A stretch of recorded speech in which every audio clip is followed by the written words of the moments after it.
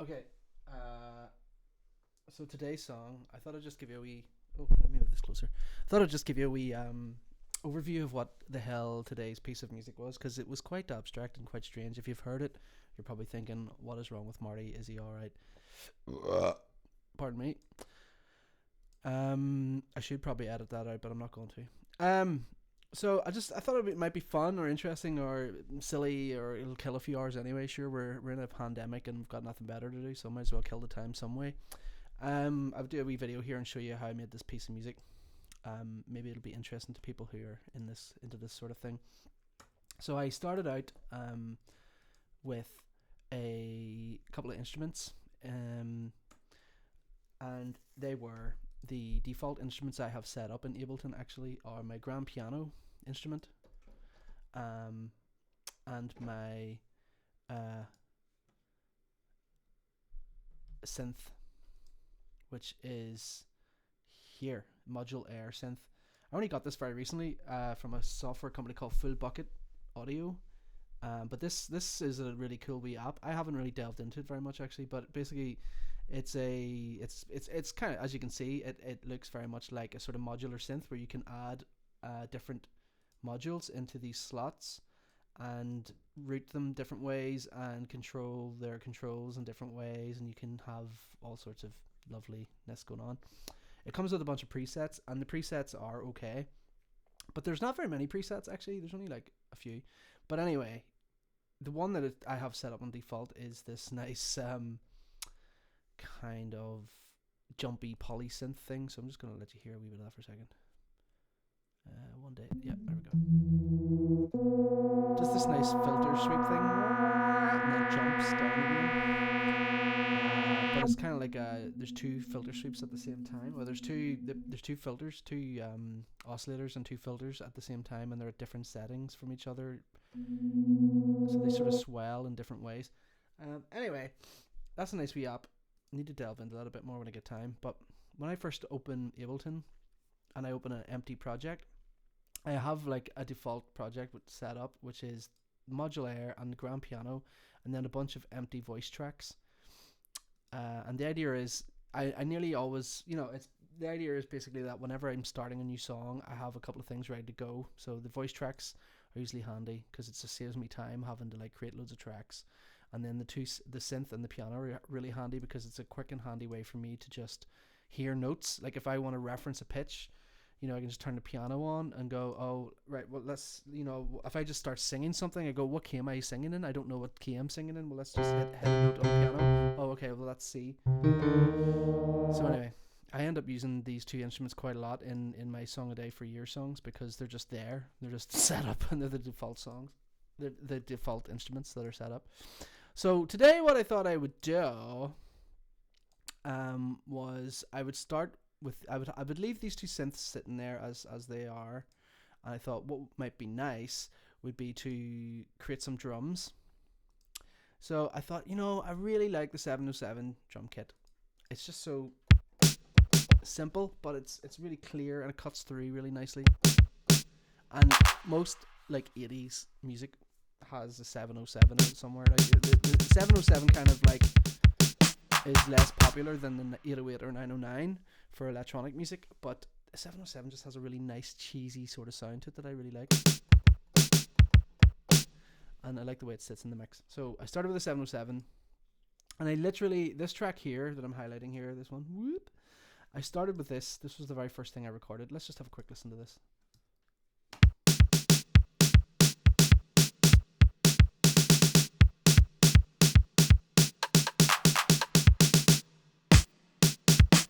So I mean, you can hear like it's a mess, it's just me messing about, really just playing some notes in on the keyboard. I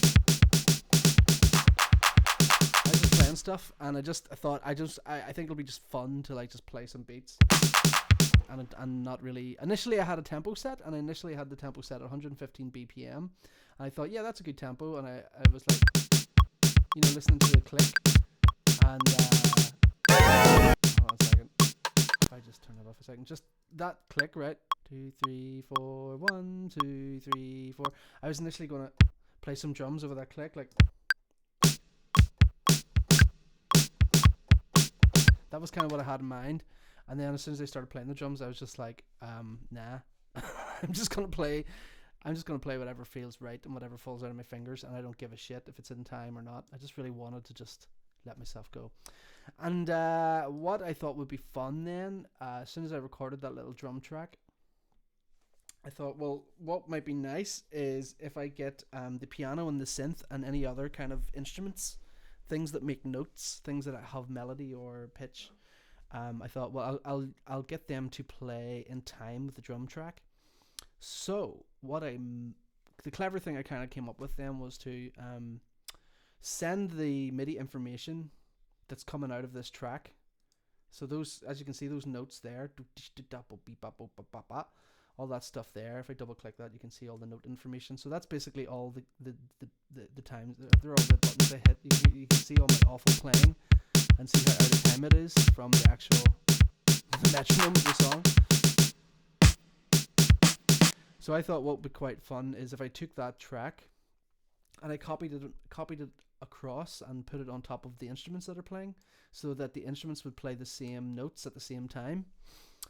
And then I would have some notes. But here is the thing. I thought, well, if I do that, what I'm going to get is let me just demonstrate what I would have got if I had have went that way. I would have just got this. I would have got the piano. Oh, it's gonna be tricky to try and demonstrate this. So I would have just got this. I would have got the piano going do do do do do do do do do do do do, playing the notes that the drum machine is playing.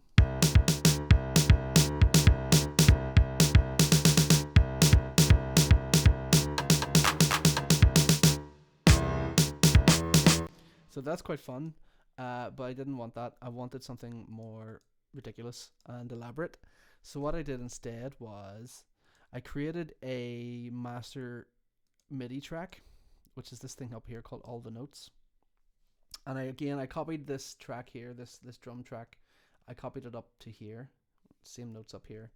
But this time, what I did was I created 2 MIDI devices, and one of the MIDI devices was a random device, so it's choosing different notes. Every time you press a key on the keyboard, it's choosing a different note for you at random. And then I put that through a chord device. So whatever note it chooses here, so if it randomly chooses C, then the chord device will also play a note that is 2 semitones higher than that, and it'll play a note that's 5 semitones higher than the C, and a note that's 9 semitones higher than the C to make a chord. And on this chord device, you can have up to 6 notes playing at the same time, but I only usually use 3 or 4 because it's plenty. So it's basically generating random chords for me. The chord will always be this shape. It'll always be a 2 5 9, but the note that is playing it in, the key that it's playing it in, will always change. Will change every time our new random note is selected. So let's hear how that sounded. So what I did was, because this stuff is set up, right? So this random and this chord device is set up on this track, this All the Notes track. Then what's happening is that All the Notes track is then being routed to all these different instruments. So as you can see, the grand piano had its input coming from all the notes. So I picked all the notes on this one. I've also picked it on the modulaire. I've also picked it on this bass sound, but we'll come back to it in a second. And this faceplant, EP faceplant. So let's just listen to those 3 devices. We'll come back to the bass in a moment. So I'll just solo those 3 and solo this.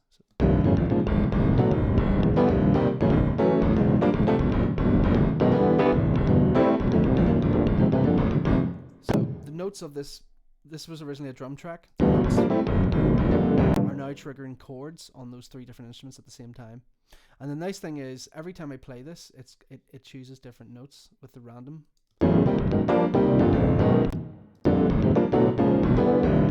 I mean, they have a similar kind of feel to them, like in terms of harmony, like they have a similar sort of dissonant chord thing happening.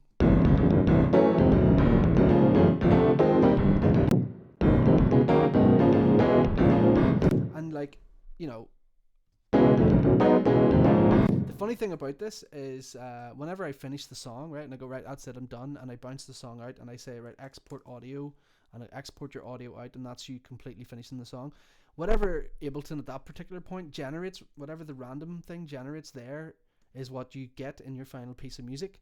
Is what you get in your final audio file when you bounce it out, but you don't know what that's going to be. You don't necessarily know what notes it's going to choose before you bounce it out. So I think that's kind of a funny thing, because you're using the random device to choose random notes. You don't really know what you're going to get, which is quite a fun thing about it. But anyway, it's doing this random thing,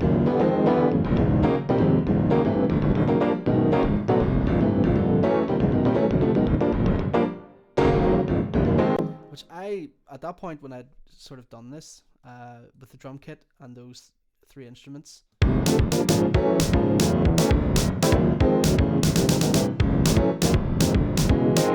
I was very, very delighted with my life. I was like, this is really fun. I really love how this sounds. This is crazy. It's dissonant. It's got this kind of quirky, fun vibe about it. I really love it. And as I said at the very start there, this thing that I played, this bit of note stuff, this bit of playing that I recorded,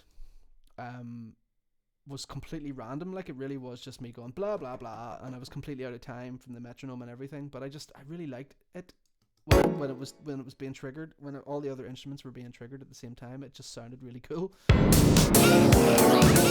So what I thought I would do then is I would just repeat it. I'd just repeat it 3 times. It was about 30 seconds long, or 25 seconds or something like that, about 20 seconds long. And I thought, well, if I repeat it 3 times, that's a minute, and then the song only has to be about a minute and a half, say, so that'll do. So I just copied and pasted and did it 3 times. But then as the song developed, as the writing process developed, I thought, no, I'm going to change those notes a bit. Actually, I'm going to play around with these notes a bit. So the first 2 times that this track plays the notes, the pattern stays the same both times. So you can see the notes here are the same here on this track, on this part here. So I didn't change anything here. So it does this whole routine, 20 seconds, then does it again for 20 seconds. Nothing changes really in there. Third time it does it, I started to manipulate the notes a little bit more. So let's have a wee look inside there. No, I didn't. That's a lie. I'm lying to you folks. I didn't actually change it at all. It's on the next track. Okay, so basically this one just plays 3 times in a row, and nothing changes. This one, however, does a lot of craziness. As you can see, there's like this mess here. It just looks like it looks like a smoke burn, doesn't it? It looks like, if you've set fire to something and there's like a little smoke stain afterwards. It kind of looks like that, doesn't it? It's just like this stain, this sort of mess of notes. So have a quick listen to that. So I'm just going to solo.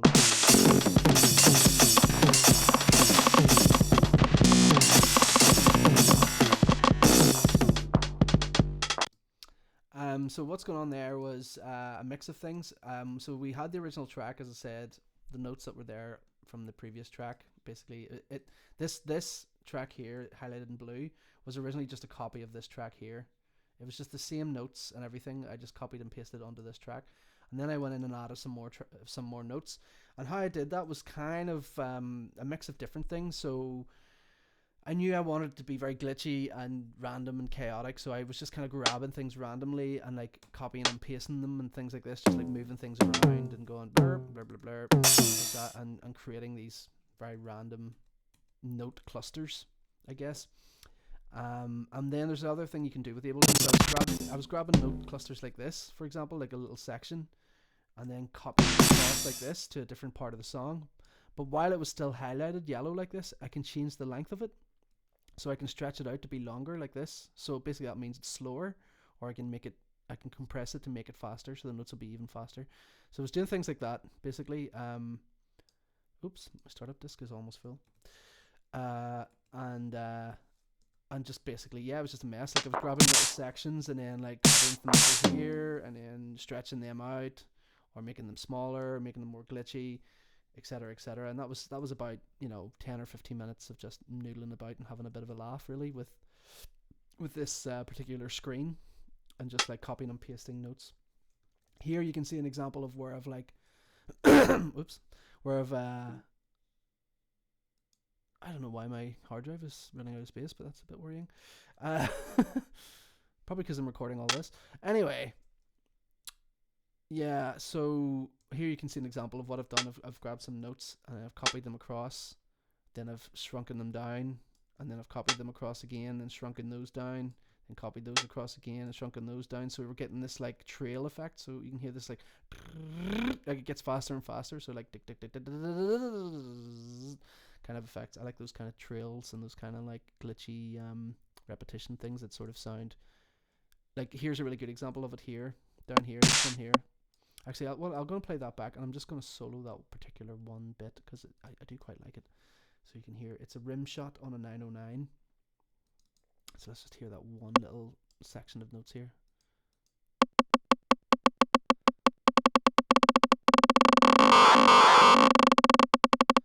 So you know what I did there was like I got the notes to get more and closer together, and then really close until they were like this really glitchy thing, this, and then I took that whole line of notes that were doing that, and I pressed this button down here, invert, and no, sorry, reverse, and it just takes that whole string of notes and reverses them. So I'll show you how that works. I'll put it up here, for example. If I press the reverse button, boop, now it goes the other way around. Now it goes fast to slow. So it's a nice way to create these like palindromes, I guess, palindromic. I don't know if there's a word for that, but yeah, it's like creating. It's basically like creating palindromes, where it starts out the same way that it ends, but you know it changes as it goes along. That's a really shit definition of a palindrome, but anyway, so that was that particular little cluster of notes was about 15-20 minutes of just drawing things and having fun and making things glitchy and making things silly. And then I did it again for this track. Again, more sort of randomness and more chaos, but with a different drum kit. And this time I had a drum kit where I think I put a more sort of a grungy distortion on it. It's like very bassy, very grungy and clunky, whereas this is a little more bright. Yeah.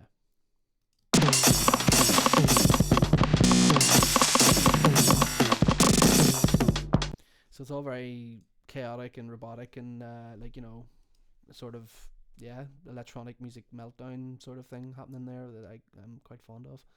And that's kind of it really. So I had this master track here, all the notes track, and it was feeding these three instruments. Then I had the drums down here, which were doing a similar pattern on this track, which was just our 707 drum machine. There's a 909 drum machine that's basically just copying the 707. I just doubled them up. They're both doing the same thing. Both those drum kits are doing the same thing for the majority of the song. They're just copying each other until this section here where one of them starts to get more chaotic. So the 707 is still holding everything down in a sense, like it's sort of staying where it is. Which at this point in the song is a little more like, if you've heard this pattern once, you know, you hear this whole chunk of music for 20 seconds, then you hear it again here. It hasn't changed at all, and so by the third time you're almost kind of going, there's a pattern here, I'm hearing this repeat. You know, the listener's going to be able to hear that this is the third time they're hearing this cycle, even though the cycle itself is quite random and chaotic. But I think your brain does notice. Your brain just kind of goes, there's something happening here. It's like, you know, there's a pattern here, that it's a sort of wider structural pattern that starts to become familiar at this point. And that's why I thought it'd be interesting to have it stay there, but also layer it with this thing that starts to break up and go more chaotic.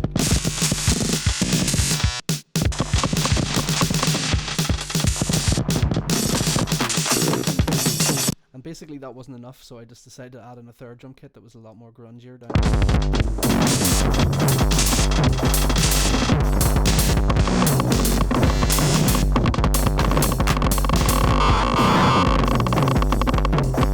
So that's the drums all sorted. So I've talked about the drums, I've talked about the three instruments, but I didn't talk about the bass line. So the bass line part of the track, again, it's just an operator sound. So the operator synth in Ableton is the FM synth that has 4 different oscillators or 4 different multipliers. Not too sure actually if they're oscillators or multipliers, or maybe they're both. But anyway, the operator synth, I put it into an instrument rack, and the reason I put it into an instrument rack was so then I could edit its note range. So what I wanted here was, I didn't want all the notes that we have up here in our master channel, I didn't want them to be coming out on the bass track, because if they were coming out in the bass track, it would just be a big mess. So for example, let's have a listen. Now, you can't hear, oh yeah, because I turned off the notes. Right. So, now if you look at this keyboard down here, you can see all these notes jumping all over the place. You see all those notes jumping up and down over here. I didn't want all those notes to be heard, because I want it to be a bass sound. I just want the lowest notes to be heard. So the bass part is only being triggered whenever the random generator generates notes that are in this range of pitches. I could change where that is, but because it's a bass sound, I want it to be down in the sort of lower octaves of the keyboard. So I did that, and that was how I decided where the bass would be, pitch wise. But also I made it so that the bass sound on the synth was monophonic, so it can only ever play one note at a time. So there's only one voice. It says our voice is one, and I put a little bit of glide on the one note, so it would take a little bit of time to sort of swing between different notes. So you can hear going that wee pitch bend effect that's happening is the glide time. So anyway,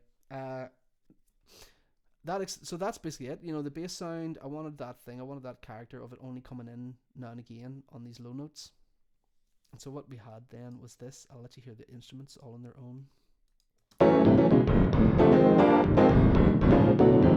Oh, also on the actual song itself, I didn't want the bass part to come in until the second repeat of our pattern here. So we've got this pattern again, as I say, wrong button. As I say, this pattern repeats 3 times. This sort of, would you call it a pattern? A riff? A section repeat. This sort of section repeats 3 times. On the second repeat, I wanted the bass line to come in. So the first repeat, let's just hear the end of the first repeat into the repeat with the bass line.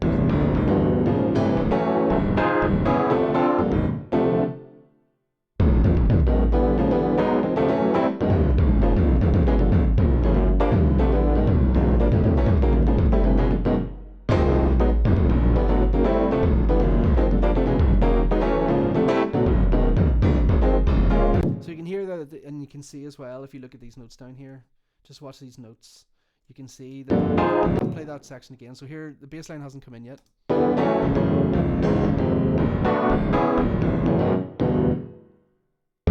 here comes the bass.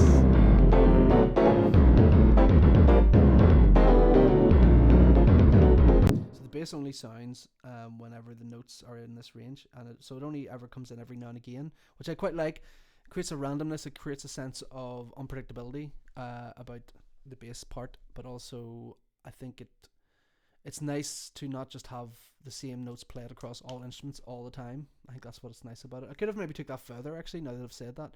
I could have maybe had all 3. I could have had different key ranges for the different instruments. So like some notes would play on the piano, and some notes would play on the synth, and some notes would play on this electric piano part. And I could have separated. Yeah, maybe next time I do a song like this, that's what I'll look at, actually, because that's quite fun. That could be quite an interesting way to develop this. But yeah, so what you're listening to there, then, that's the 4 instruments. That's the piano, the synth, the electric piano, and the bass line. And then there's the drums, which I've showed you. There's 3 drum kits. Actually, there's 5 drum kits. I forgot about that. There's also 2 drum kits. Just give us a second here. The computer is taking ages to save, probably because I don't have a hard drive. I really must sort that out. Anyway, we'll come back to that another time. Okay, hurry up. Come on. It's taking ages. Come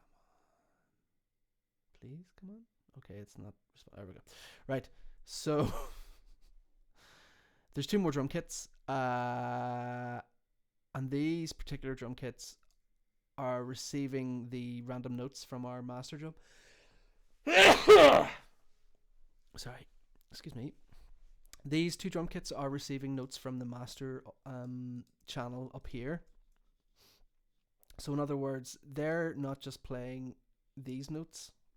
So we have these two kits. We have these 3 drum kits down here that are just playing these notes, and they're fixed.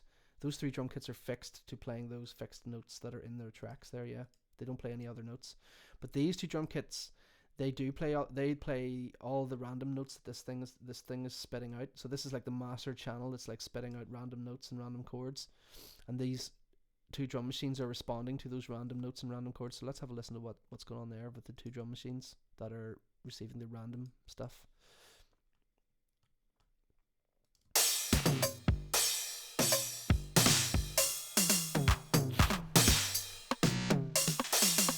So you can see down here, if I click into this drum track, you can see down here what notes are being triggered.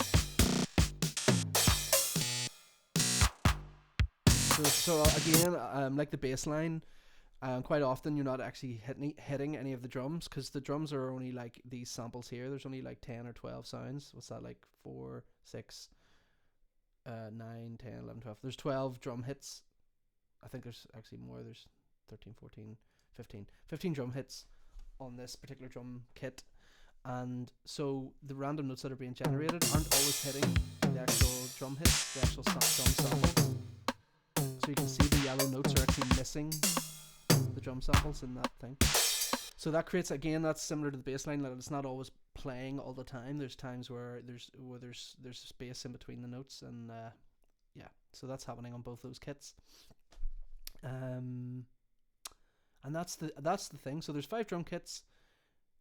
3 of the drum kits are fixed note drum kits, and 2 of the drum kits are random note drum kits. And then there's 4 instruments. There's 3 keyboard parts and a bass line part. And then there's this vocal section. I'll just very quickly go through this. What I did with the vocal section, I did something very similar to what I did with the drums. Again, the vocal, these are 2 samplers. Basically, these are samplers that are filled with vocal sounds.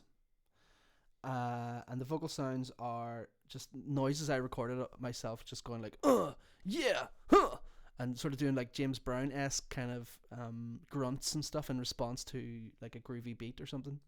So they're just sounds that are like that. They're just basically like, you know, it's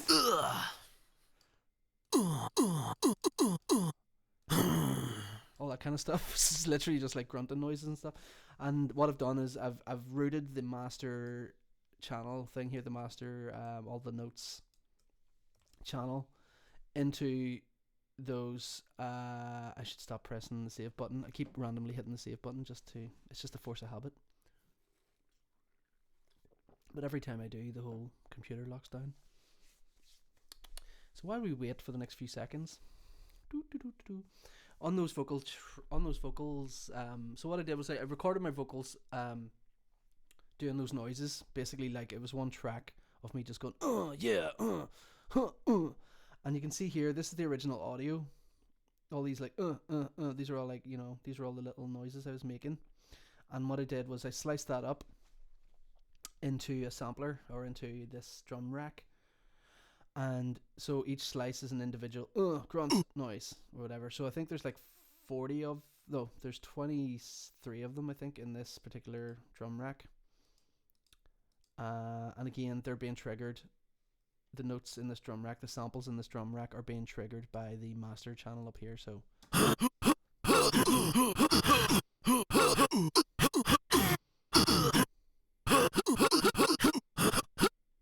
that's what we get with that.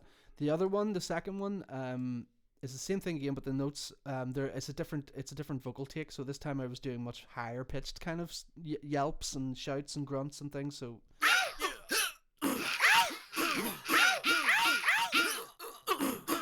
and I put them through a few effects, like a panning thing and a little bit of a tiny delay that just gives you this little stereo spread effect.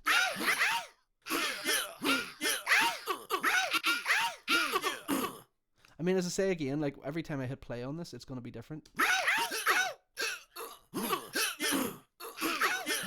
I mean, the sort of general thing is the same. The general vibe of what is generating is quite similar every time, but it's choosing different notes every time, so it's choosing different samples, which I think is quite hilarious. So yeah, there's quite a lot going on in this in terms of like notes, sounds, layers, but at the same time, it was actually very quick how I threw all this together. It was something that I put together very quickly because once I had the concept in my head, once I was like, oh, I know what I'll do. I'll have a master channel that's sort of telling everything else what to play, and we'll just go from there. It all kind of came together very quickly. So that's that. So just to summarize again, we've got this master channel, and it's kind of generating all the notes for the 4 instruments that are here and the drums. Two of the drum kits are being triggered randomly, but 3 of the drum kits are fixed with their own notes and kind of doing their own thing. And then we've got these 2 vocal based samplers, and they're kind of being triggered again by the master channel, which is just generating all these random vocal hits. This last chunk of vocals is a little bit of an anomaly to the rest of the whole thing.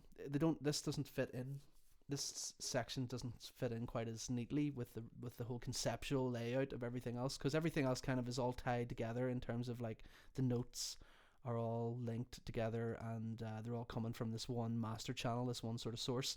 But this last bit here, this vocal bit here, this was more about I wanted just to kind of have vocals on top of everything that were a little less sort of connected to everything. So that's basically what it is. I made a recording of myself singing.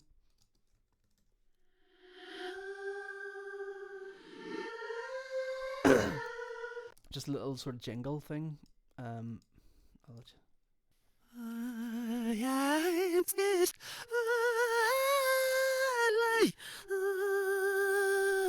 That's it. I just recorded that, so that's going backwards, as you can probably tell. So I just reversed that. I'll let you hear what it sounded, what it originally was doing. Your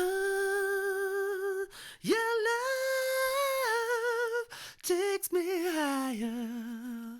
So yeah, oh, your love takes me higher. One of the most profound things you could possibly say as a vocalist. I just thought it'd be really hilarious to record something so naff, like kind of 90s dance music. Used to get these sample CDs in the 90s that would have a bunch of like samples of people singing shit like that, like "Take me higher," or like "Get on it now," or like 1, 2, 3, 4, all this kind of cheesy stuff, and you could like put them in your sampler and use them in your own cheesy dance songs. So I just always find it's quite funny to kind of have a wee nod to that era of really bad vocal samples. So that's what I kind of was doing today. I mean, in a way, that's sort of what the whole point of this track is, really. It's kind of it's almost like taking the piss out of the sort of like the deconstructing, maybe taking the piss isn't the right phrase, deconstructing the sort of the instrumentation of a sort of standard piece of electronic dance music, because in our drum kits here, we've got 5 drum kits, and it isn't I mean, it's quite common for like dance music or electronic house music, for example, house music or techno, to have like many different drum kits in the one track, because you might like the kick sound from one drum kit, but you want the clap sound from another drum kit, and you might like the hi-hats from this other drum kit, so you're mixing them all together to get this nice rich full drum sound. And so me using 5 drum kits in this is kind of a wee nod to that, but also the actual drum kits that I'm using, like the 909 and the 707, are very commonly used in a lot of dance music. And well, the 909 definitely is for like techno and stuff. The 707 is for like disco music in the 80s.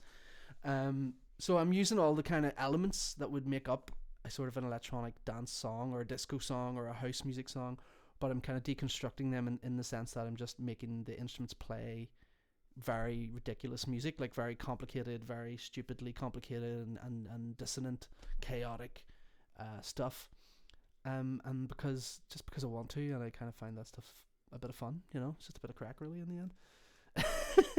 So anyway, we've got this original sound. Oh, that's a wee video from earlier on, right? I'll sort that out in a minute. So we've got this original "Take Me Higher," and then I reversed it because I didn't really want anyone to hear me actually say "Take Me Higher" because it's so embarrassing. So I reversed it so that people wouldn't be able to make out what I'm actually saying. And then I put some effects on it. So this reverse reverb thing. Got that sucking in reverb. Reverse reverb effect, which is, sort of standard reverse effect. It's sort of standard way to make things sound a bit spooky and give them a wee bit of atmosphere. So I quite like that.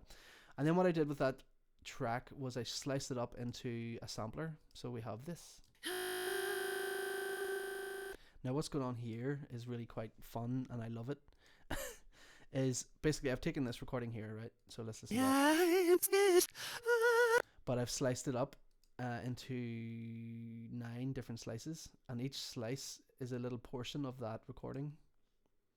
So let's just have a wee listen. But on top of that, what this sampler does, it has this loop length and loop compress trick thing that it's built into the sampler.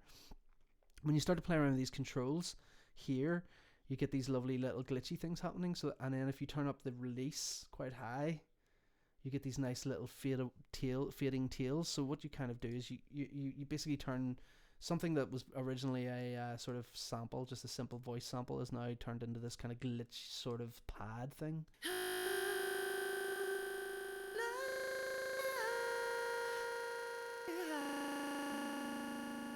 So you get this ghostly sort of ghostly glitch, maybe is the right word. Was that the right phrase for that? A ghostly sort of glitch, vocal pad, kind of thing happening. And so I combined those elements together to give a nice little sort of ambient intro thing. And then finally, I created another sampler of the original vocal take. This time I put some effects on it, turned it up really loud, and this is, what is this doing? This is, yeah, this was just random notes. I actually played these notes in.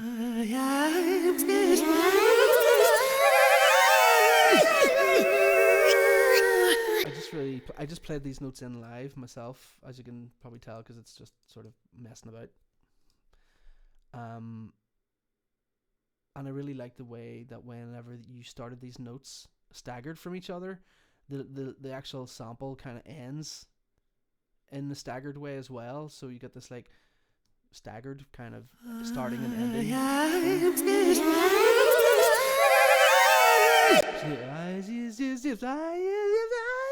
This sort of staggered playback I quite like. So that's basically what that one's doing. And that's all the vocal stuff. So these are kind of, this whole purple chunk of tracks is a sort of like independent vocal bit to the rest of the stuff, which is more organized together. Like the other parts are more organized together. This vocal bit is less organized. It's more of its own little thing. And at the very end, I've reused this sampler thing to play these like bird song kind of noises. What do you hear? I went in and drew these little glitch trails again, these little glitchy notes again, doing this whole trick with like copying and pasting notes like that.